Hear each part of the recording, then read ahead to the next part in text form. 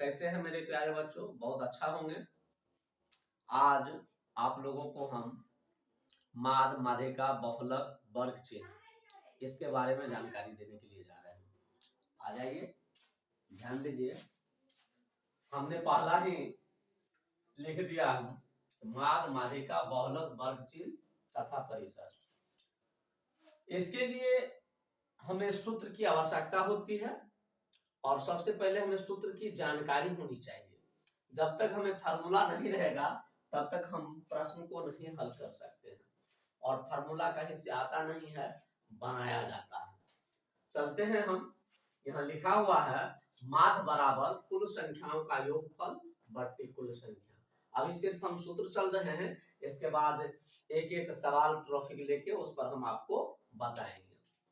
या आप लिख सकते हैं माध्य बराबर सिग्मा एफ एक्स बट्टे सिग्मा एफ।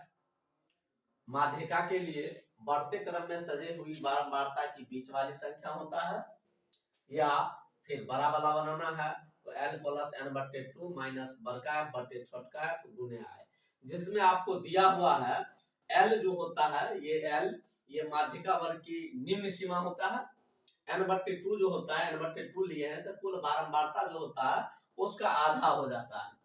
बड़का f जो होता है वो माध्यिका वर्ग की ठीक ऊपर वाली वर्ग की संचय बारंबारता होता है। नीचे वाला जो छोटका f लिखा हुआ है वो माध्यिका वर्ग की ठीक सामने वाली वर्ग की बारंबारता होता है, और i जो होता है वो माध्यिका वर्ग की लंबाई यानी अंतराल कितना का है वो अंतराल लिखा जाता है।